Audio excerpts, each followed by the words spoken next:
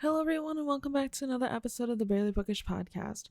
Today, we are going to be continuing on with the Iliad, which honestly, it's just a lot of fighting, lots of war, lots of fighting, not a whole lot of plot. I don't know, is it? I don't. Yeah, it's basically just like an action movie in a book, which if that's your jam, then that's your jam. But it's it's someone's jam. It's a jelly. I don't know. Anyways, so yeah, lots of fighting, but we have Jade again, and Jade is a lot of fun, and I think you guys are really gonna enjoy these episodes. But yeah, we are going to be continuing through the next section of the Iliad, books 6 through 9. So if you haven't read the Iliad, please, if you want to not get spoilers for war, then go back and read it. But if you don't mind getting spoilers, then continue right on, right along. But also make sure you listen to the previous episode, since this is episode number 2 about the Iliad. Also, if you haven't seen our Patreon recently, we are now doing early release episodes over on Patreon. So every single Monday before our normal episode would come out on Wednesday, you can get access to Patreon episodes, which are just these episodes, except they come out 2 days early. So if you join any level of Patreon, you can have access to these early access episodes. Otherwise, you can continue enjoying them on Wednesday like you normally do. But without further ado, let's get into this episode.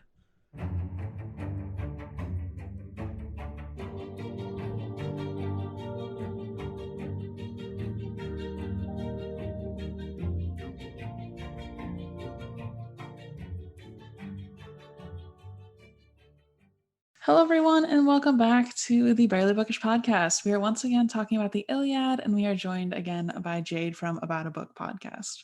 Hello. And we are getting into this. Honestly, it's a small book, but it feels chunky for just how hard it is to get through. Yeah, like as we were saying, I think we said in the last recording, it was originally all kind of memorized as more of a ballad, like a song, Mm-hmm. and which makes a lot more sense because I think it's a lot more boring, like written down. Yeah. I can imagine like this is a really good play to be like, in a song form or in kind of like acting or something because it's all Yeah. like emotional and stuff. But when you're reading it on the page, it's a little bit of a slog, which we were talking about before we Mm-hmm. started recording. But we're gonna try and make it as we're gonna give you like the important parts of like what we picked up and hopefully spice it up and save you from going through this suffering of reading. Yeah. I feel like also when like stories are spoken out, if there's something that you can tell your audience is getting bored with, you can just be like, wrapping that up. Anyways, moving on. Yeah. I Because re- oh, in go this ahead. book in this book it's a lot of like side tangents, like they'll Mm-hmm. introduce a character and then the character will just talk about their whole family tree or just talk about an irrelevant story. It's like they're all just passing the mic around. So yeah, I think exactly what you were saying, like when you are saying it to an audience you can kind of like talk according to like how they're reacting to certain things. Yeah. I really thought the story was more about Achilles. Our main man is just sitting on an island, chilling, having a great time, hanging out, talking to nobody, and we have no idea what he's doing the entire time. Yeah, pretty much. And it's just a bunch of other people though, a bunch of irrelevant people. But it's quite all right. It's interesting because Yeah. you got to remember, like when this came out, it was a lot more exciting than it is today because like there wasn't books and movies and loads of music, I'm sure, but like this had to have everything. It had to have the adventure, the war, the romance, everything. And obviously Mm-hmm. because there wasn't as much like stories to consume, this was like the most exciting thing ever, you Yeah. know. And now they're like, oh, cool, fantasy, basic, not fantasy, but like storytelling, awesome. And we're like, ew, okay, just great. So we start off with book 6 in this section. They're still at Mhm. war. I think they're at war the entire time, to be honest. Yeah. The second book, the Odyssey, that like picks up at the end of this war, Mm-hmm. and that one's a lot more exciting because there's Okay. different scenes and different characters and stuff. So I recommend that one. I think like that's why we're finding this book kind of like a slog because of the way it's like written. It isn't like it is kind of written in a way in a sing-songy way, but it's not Mm-hmm. like a page turner. If you get me, Yeah, yeah, for you sure. know. Yeah. I know. But And the paragraphs are so long, and you're like, oh, please make it end. yeah, so we're much more like used to the modern style of writing where it's a lot more kind of like captivating rather than like, big long all Yeah. these facts that jumped into it. But anyway, Yeah, let's that's carry for on. sure. And then they talk about how they're gonna kill every last Trojan, even the unborn babies. And I'm like, bro, why? What? Like, why would you say that? Because that's manly. It's manly to go into war and just defeat everything in sight, I know. because you can't risk the offspring of future generations coming back and like taking your glory, so you got to just wipe everyone out. Truly. I mean, Zeus's dad, I forgot his the name of that Greek god, but he Oh, ate all his babies. Cronus. Cronus, thank you. Yeah. It completely slipped my mind. But Cronus ate all of his babies to ensure that he was, number one. Yeah. So that's always an option people have, I guess. So then they tell the story of Bellephone, who Annetta wanted to killed because he wouldn't sleep with her. And I was like, this seems fake. Okay. Like, just knowing that like our main man Homer wrote this, I was like, I feel like this is fake. Like, I don't think this is what actually happened. Okay. Because, you know, I feel bad for our main woman Annetta, because I really think that like something else happened, and maybe she was like, we need to get this guy killed because he's a terrible person. And the reason I think this is because then they talk about how Bellephone also killed Chimera the goddess for no reason, just on a whim. Like, what was she doing to you? Nothing. And then he killed all of the Amazons. For what reason? Like, And the Amazons were like tough. They were yeah. like proper badasses. There's been so many spin-offs of like characters in this book, like Mhm. Odysseus and Achilles and stuff. Like we need like the female perspective. We need a female spin-off. And I feel like that would especially pop off in this cultural climate we're in. So someone needs to cash in on that. Like, because Cersei's like booming at the moment. So Mhm. someone needs to do one from her perspective. Or from Helen of Troy's Well, they have perspective. Cersei by Either. Madeline Miller. Yeah.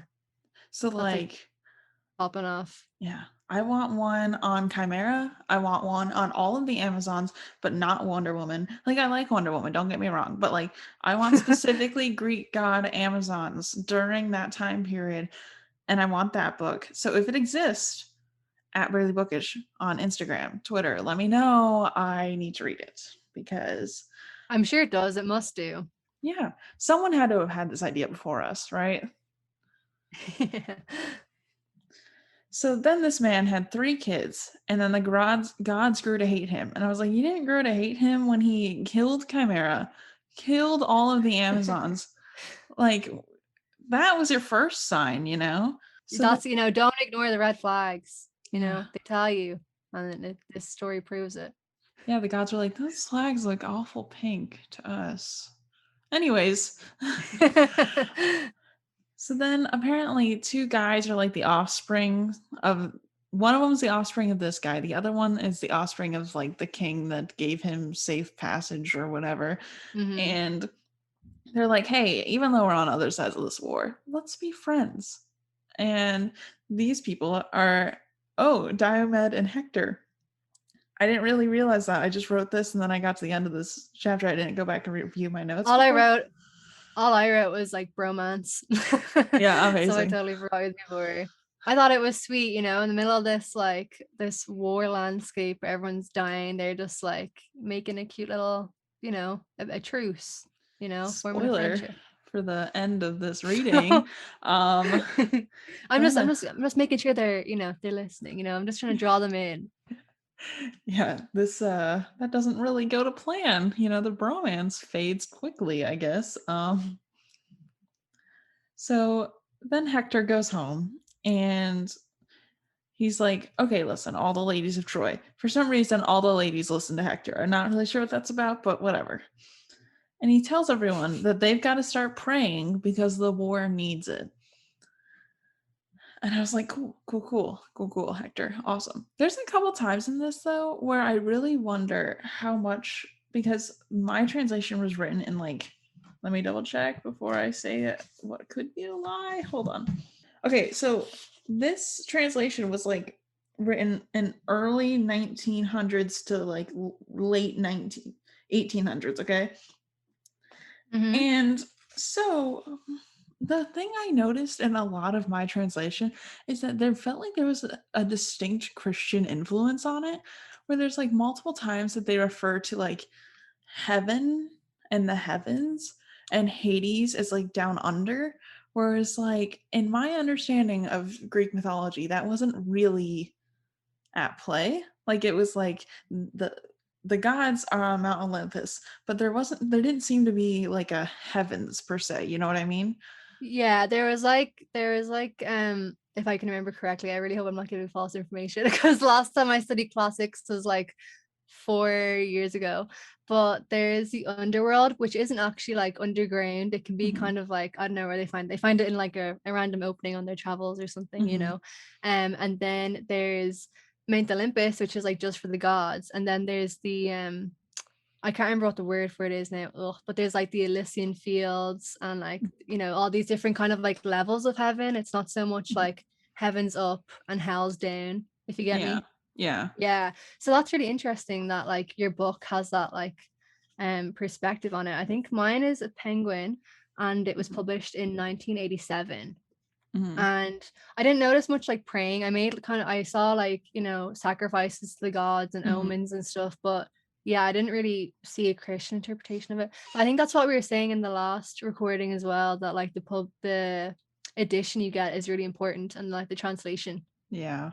I'm gonna be honest, I'm not really super loving this translation just because it's like many times I keep pausing and I'm like, that doesn't feel like it's translated correctly because it's like when I read different types of like Greek mythologies previously, it always seemed like it was like quote afterlife, Mm-hmm.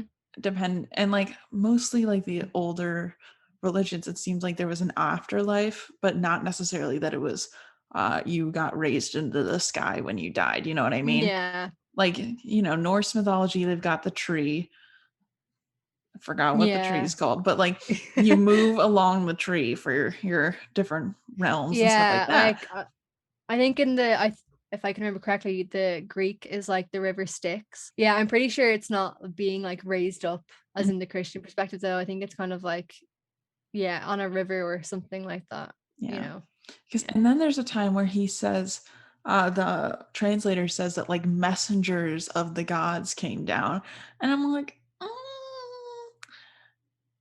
that terminology doesn't feel right to me. I just don't think that that's the way that they would say it. And like when Jove's threatening everyone, I will chain you from the heavens so that, like, you hang down onto earth or something. And I was like, okay, okay, sure, cool, cool, Mhm. cool. But it's just you can tell based on what era I feel like a translation comes out of what the influences on the translation are, which I think is kind of interesting. Definitely. I think it's good that we both have two different editions because we're able to have that like conversation and actually see what the differences are, Hmm. whereas if we had the same book, probably wouldn't notice all that type of stuff. Yeah. Because my edition, I think it does mention heaven, but not to the extent that yours does. Yeah, mine just keeps like bringing it up and up and up. And like the first reading, when we first discussing it, I kind of like brushed it off, but like this one, it was much more apparent. And I was like, Hmm. oh, weird. Okay. Anyways, back to the actual reading. So Hector shows up to Alexandrius's place and it's like, yo, what are you doing? Why are you hiding here with Helen? Turns out Hector and Helen siblings. The weird thing too is that they don't differentiate between like brother-in-law, sister-in-law. They just call everyone brother, Yeah. sister. So I'm like, I don't know if it's Hector Helen because H's, or if it's Hector Alexandrius and then Helen is his wife. To be honest, there's so much like incest and so many people are related anyway that it probably doesn't matter much because they're all like too involved with each other anyway. So Yeah. yeah. Yeah. Yeah, you're probably right. But I think just for like anybody thinking of reading it, I think it really is important to know the historical context of the book. Like I definitely wish I like brushed more up on that before reading this, because stuff like that you will get confused, you know, or if you just don't understand like more of what like the culture was like, you Mm-hmm. might not like interpret it like air quotes like correctly, you Yeah. know, and things like that can like really confuse you. So yeah. I But will. we're fine. We're reading this from like a 21st perspective Yeah. anyway. So I will say you have to take good notes while you're reading it. Otherwise, you'll mhm. have no idea what's going on the entire time. Yeah. Lots of highlighting, lots of sticky notes. So Helen tries to get Hector to hang out with them. And she's like, hey, listen, you can just stay here, stay safe, all that good stuff. And he's like, yo, I might die in this war. I kind of want to see my wife and kids. So, and Helen's like, okay, fair enough, fair enough. So Hector leaves and he's like, listen, Alexandros, you need to come back to war. Like, we can't just have one of our best fighters, just sitting here doing nothing. It's like the war is so long, they just kind of like take shifts, you know, they take like a break in the middle of like the war, kind of go on holiday, visit people, and then come back, you know. Yeah.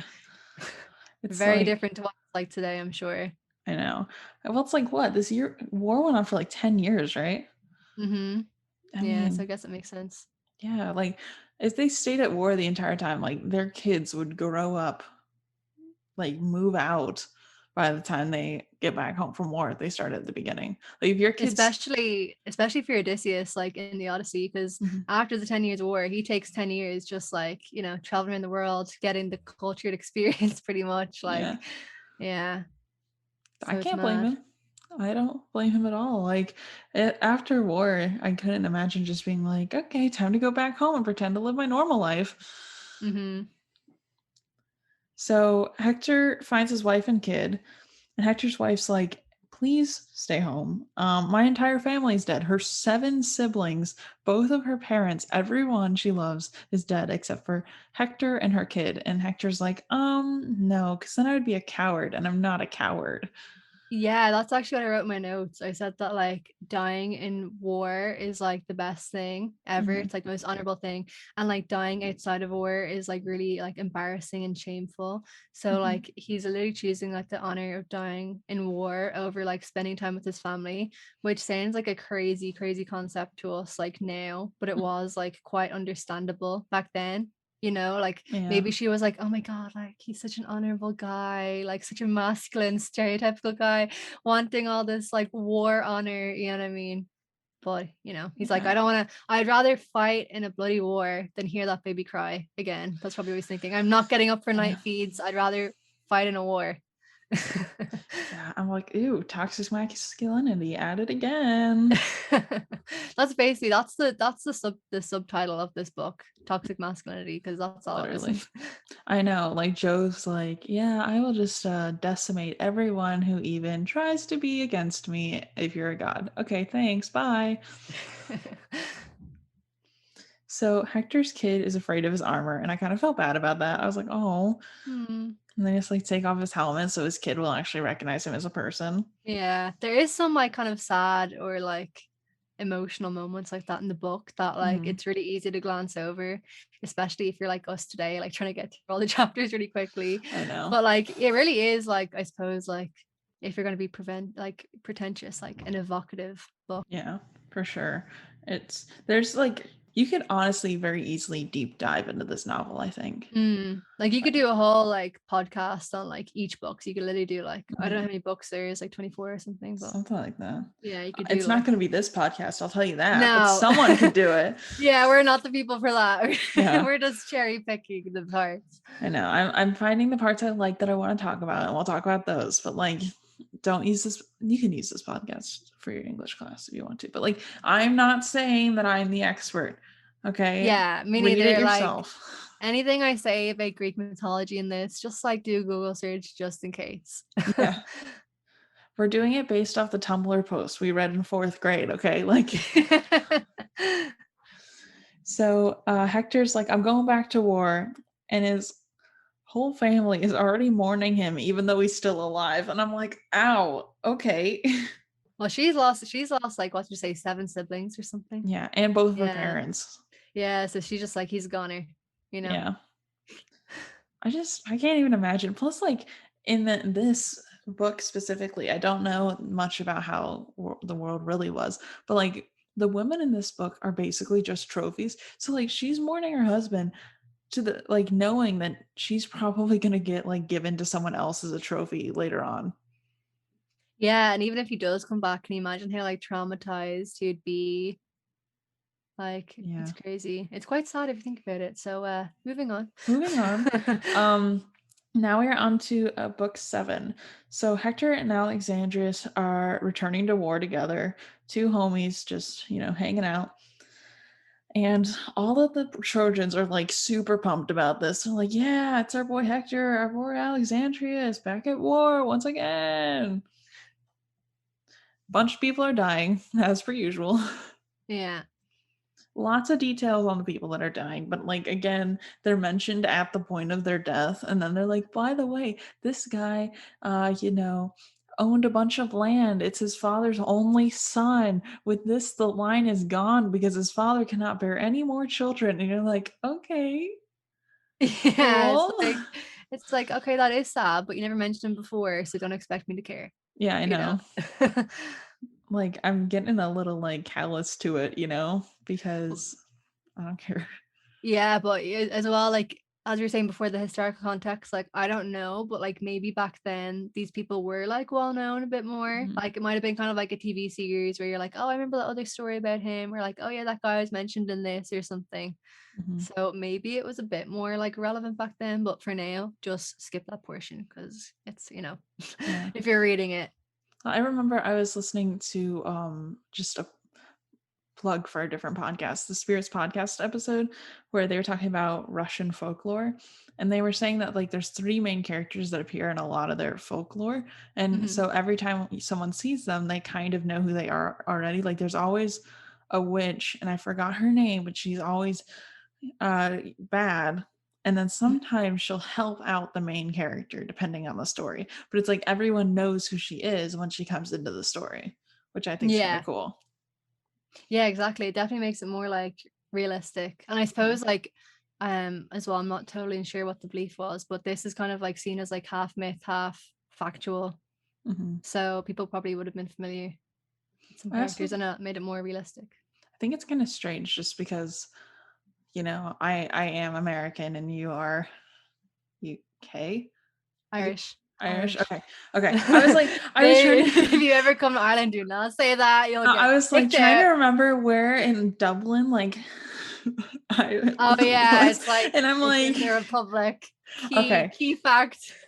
So like European, Irish, but like a lot of our folklore, I feel like because obviously the American folklore just is straight taken from like UK, Europe, Yeah. you know, um, as a whole. I feel like we don't have repetitive characters in any of our folklore or our myths or our stories.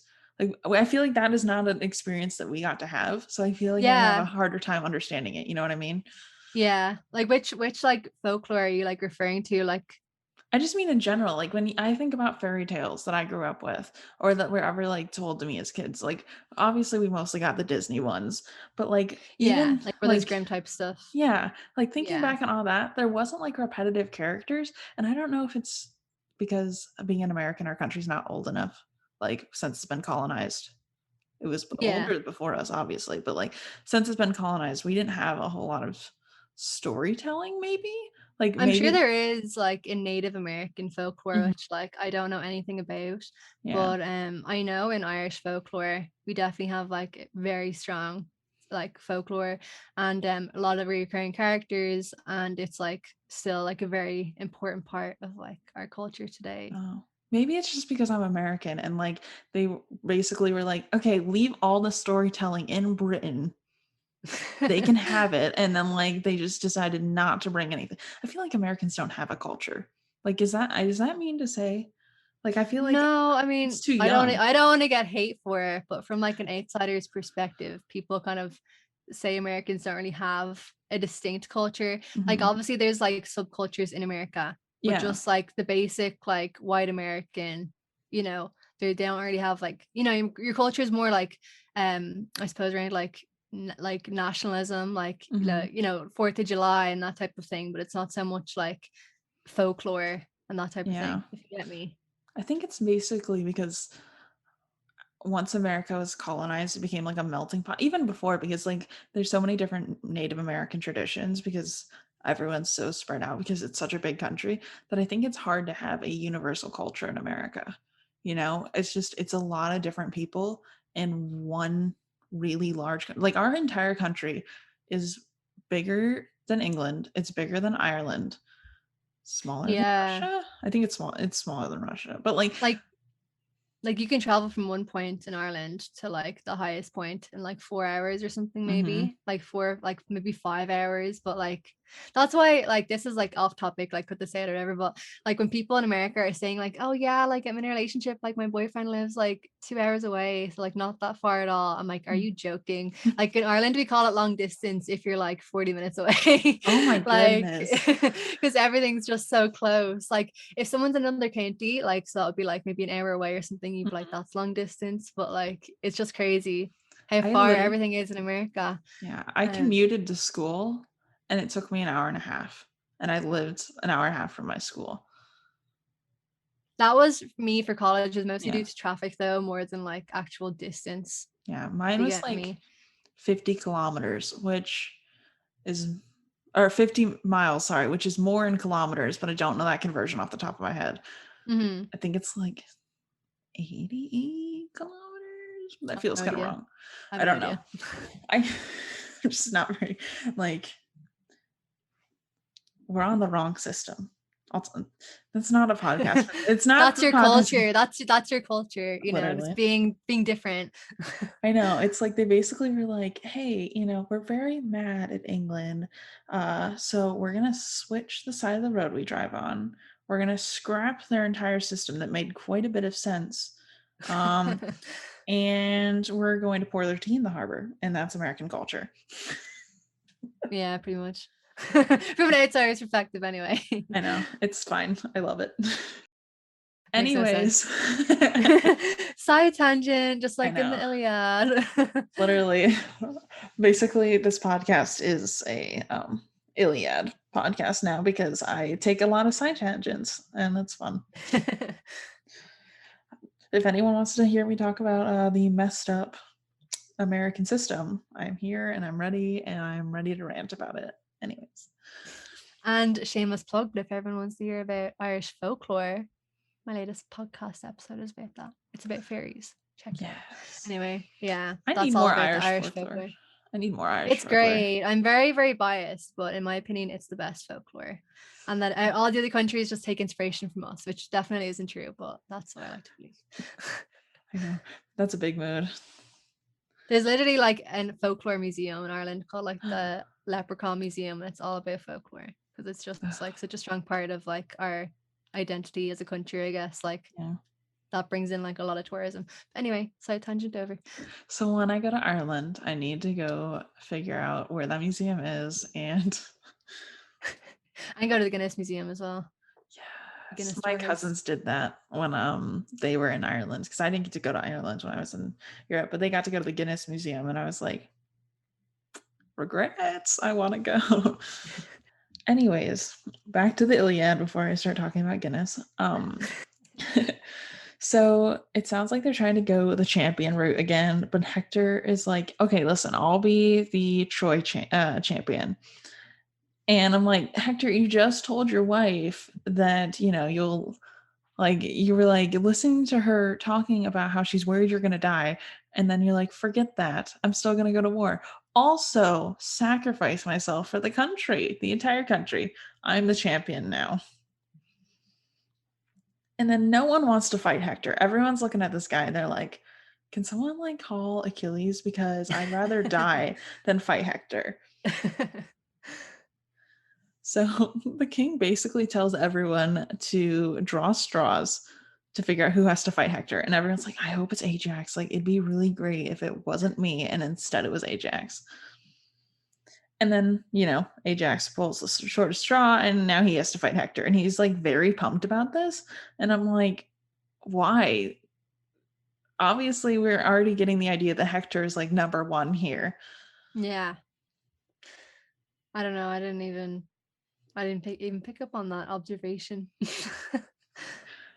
I don't know. I'm I not was gonna lie to just you. it's fine. It's fine. I I was at this I was still at the point where I was like fine tooth combing it until like 2 books from now, okay? And then I was just kind of like skimming to see if I could get every bit of information because it started to get a little redundant and I was like, Mm-hmm. mm. So then they start like yeeting spears at each other, and that's the way they're gonna duel, I guess. And they talk about like how many layers the spear gets through, and I'm like, who's Mm-hmm. like measuring this? Is my question. Like, who in the middle of this war is like, hold on, do you think that's 7 layers? Or do you think that's 8 layers? Like, I don't know. And then they're throwing spears, and then for some reason they run out of spears because I guess how many spears can you really have? You know what I mean? Exactly. And I don't know if they each had like a basket of spears or like exactly how the dueling system works, but I would like to imagine that they both had like set up and like little baskets, and then they have to like run over and Mm-hmm. then like keep aiming at each other. So whoever gets their basket first kind of wins. That's my hope here. But then they start like dueling with swords because Spear's gone. And then the gods come down and they're like, hey, can we like take a break from this because it's nighttime? And both of them are like, yeah, yeah, cool, let's do that. So they both go back to their people and they have dinner so that they can resume fighting in the morning. I thought it was kind of cute that every night they like go to bed and like have like this nice dinner. Yeah. Yeah. A nice little catch up, Oh, who Yeah. killed who today? Anybody get injured? Anybody die? Who's not here who was not here that was here yesterday, you All know? right, everyone, sound off with your previously established number. Okay, let's count and figure out who's not here. My favorite thing too is it kind of reminds me at like the end of a TV show when they're like, "So what did we learn, everyone?" Yeah. You know? And it's like whoever kills the most gets like an extra chicken leg or whatever. Yeah, I know. And then they like throw food into the fire if for like sacrifices to the gods, which love that for them. And then the Trojans are like, "Hey, do you mind if we like take some time to burn our dead?" And like the king's like, go for it. That's fine. Like that's fair." So they both like take time to burn their dead, which like how is anybody sleeping during this war? Like I know it's going on for 10 years, So how is anybody getting adequate sleep right now? I know you probably your body just probably gets so used to it, like. Yeah. Do you think like what if you're really tired? Like, do you think they have like nap shifts during war? Like, do they go, okay, you all are the morning shift in 4 hours. You can come back. We'll send out the lunch rush. And then they come back in 4 hours. Dinner time goes, and then it's sleep time. Like, I would how? say they'd have to. Like that's the Yeah, only way it makes sense in my mind. So I'm they sure have they to have did have like shifts. people, and they couldn't all be sleeping at the same time at nighttime because Hmm. obviously then someone just come in and attack them. So there must have been night shifts like Yeah. that. Do you think there's like labor unions for soldiers? Like, if they're like, you can't have them on for more than 8 hours fighting, like, how do you think that works? I have no idea. It's like you're keeping them here for 10 years. Like they're entitled to a day off. Yeah, literally. They need to be paid overtime. I know. It's like, do you think they like send them in shifts back to their families? Like, Maybe if they like do something really good, but then I feel like if they're fighting really well, then they're just gonna want to keep them on. So I actually have no idea how that works. if I think someone, it's kind of like once you're gone off to war, you're pretty Mhm. much gone for life. Like that girl already like mourning her husband who's going back into the war. That's because Mhm. like God knows when he's going to be back. Yeah, literally. I mean, at some point, if someone could just send me how war works in ancient Greece into my DMs, that'd be great because I have a lot of questions that I can't possibly answer myself.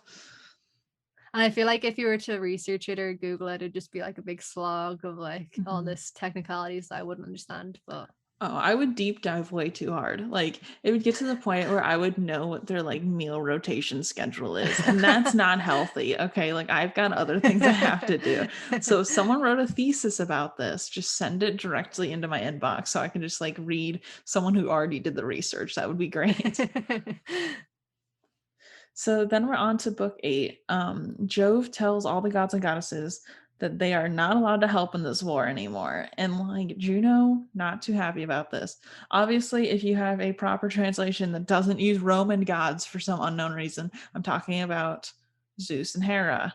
Yeah. Don't know why we have Roman. I think they're Roman gods, unless they're like made up people. Like, hold on, let's. Yeah, it's Roman Okay, gods. good. I was like, I should Yeah. Google this because I've been assuming that they're Roman. But like, what if he's just like, I thought this name translated to Jove, and then I'd be like, really? Like, that's what we're going with, Jove? Okay. I think this was my favorite book out of like the 12 that were not 12 out of the 6 we are talking about today. Yeah, I think this Okay. one had the most like I want to say versatile action, it wasn't just like all war action, it was a good mix. Yeah, One for of the more sure. captivating books. Anyway, continue. Yeah, I think so too. But then the Trojans are supposed to be the chosen winner by Jove. I do like though that in Roman mythology, Jove and Juno, the names go together. Like I Yeah, it's think like they, OTP, it's like yeah, cute little, like cute. Bert and Ernie, Jove Yes. and Juno. I mean, I guess like people can, but like, does Jove cheat on Juno as much as Zeus cheats on Hera? That's the question. Who knows? Maybe it's like they're better alter egos. Probably not Yeah, though. But probably not. if anybody's pregnant with twins and looking for some cute compatible baby names, Jove and Juno kind of work. Yeah, they're kind of cute, but like also Or don't have your dogs. kids. They'd be Yes, cute for dogs. dogs. Yeah. I think dogs is a better option, maybe. Yeah, you don't want to know the history and know that they're actually married. So like if it's Yeah. dogs, that's cute. I could But see cute little like black labs being Jove and Juno. I don't know why black yeah. labs, so that feels right for me. No, I think that's right because they are gods after all. After all, so you don't want like little Chihuahua to be called like such the king of the gods name. You know what I mean? But basically, Zeus is like no gods can be involved with this. Mm-hmm. But I'm just gonna go watch it with my popcorn, Yeah. and then we get caught up in it. I like to think that this is basically reality TV for the gods, Oh, but they definitely. like, in American Idol where they're like, your votes matter. That's what it feels like is happening to me. It's very like Hunger Games on the Capitol. Mm-hmm. It's like they're all the dramatic people in the Capitol watching down, and then all the humans are the poor like districts fighting against each other. Mm-hmm. That's the way I see it. Oh yeah, for sure. So Diomed is going back to the ship and Hector is calling him a coward, which like they were supposed to be like bromancing and then like suddenly they're like warring again very quickly. And then Juno really wants the Achenads is the way I keep saying it in my head, but I don't think that's true. Yeah, I said where did I write it? I think it's let me see. Oh, I don't even know. I probably haven't even saying it either, but I wrote down the phonetic pronunciation that I thought it was just in case I got confused. And I can't find it now. It's fine. Anyways, oh yeah, I said it was like Achaean. Achaean? Achaean. I don't Achaean? know. Worse for me. I mean, I don't know how that AE connected is supposed to be pronounced. Achaean. Achaean? Yeah, I that's feel like probably I've heard it. that before. Like, Yeah, it probably is Achaean. okay, we'll go with But Achaean. when you're reading it in your head, it doesn't matter. I mean, everyone can relate to that, like not knowing how something's pronounced, and then you like say it out loud and you get like judged. So Yeah, we're not judging. I probably should have audiobooked this first, but like it's fine. We're too late in, like Audiobook would be even more confusing because you wouldn't be able yeah. to like turn back the page to see who's who and everything. Yeah, truly. I'd be like dying a little bit. Plus then I bet if I audiobooked it, it would not be the same edition as my book. So then I like wouldn't have the Be text to confusing. read alongside it. Yeah. Chaos over here, just straight chaos. But Juno really wants the Achaeans to win against her husband's wishes, and she's trying to figure out how to make this happen. So the king begs to escape the Trojans. He's like, please let us go with our lives. And like, Jove does not want them to live at this point. And Apollo is turning a bunch of arrows away from Hector. But it keeps hitting his like the guy who turns his horses, basically his driver, it keeps hitting him. Mhm. He's down 2 drivers at this point. So he's like, hey, brother of mine, can you fill in for me? And I'm like, dude, you already know that like you're down 2 drivers. Like this is not a spot that I would want to take. Like No. happens once, it happens to everybody. Happens twice, I'm a little nervous, you know? Mhm.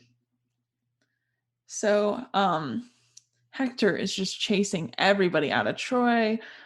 Jove finds out that Juno and Minerva betrayed him because they were going through trying to get the Achaeans to like rally and fight back. And he's like, I just told you that you're not allowed to do that because I want the Trojans to win. So, And I think it's cool. I don't know if it says it in your book, but the way he like weighs their fates, oh yeah. like of the war, and it's like, Mhm. um, I don't know if it was like literal or if this is just kind of like a metaphor that like Homer puts in, but he literally has like a weighing scales, and Mhm. then it was like I actually can't remember now which one was like the worst fate. But anyway, one of them is like way down, one of them's like way up, and they're like, Mhm. okay, yeah, like they've got the bad luck. Because it was all about like predetermined fate, that even like the gods couldn't like fully control, if you get Yeah. me. Like if Yeah. someone's gonna be unlucky, like it's almost like people are born unlucky or like born to lose. And Mhm. then the gods can interfere to a certain extent, but then like the rest of it is just like fate. I do kind of like that they're like, yeah, the gods have some influence, but they don't have all the influence. Hmm. Like they can like mess around at the path that you get Hmm. there, but they can't actually like mess with the destination of like where you arrive. Yeah. Yeah. Yeah.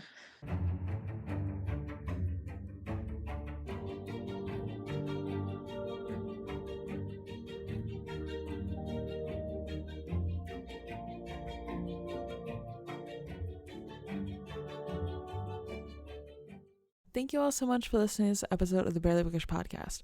Unfortunately, Jade isn't able to join us in the ending because the recording ran a little too long, so you will hear her in the ending of the next episode. But if you want to catch Jade in any place, you listen to podcasts, her podcast is About a Book podcast. Otherwise, you can check her out over on Instagram and TikTok. Both places is very good and she is very fun. So please give her podcast a listen. I think you all will really enjoy it, especially if you like this podcast. Also, if you missed it in the intro, we have a new Patreon perk. So if you want to get a little early access to the episodes, you can get the episodes on Monday instead of the normal Wednesday if you join any level of the Patreons.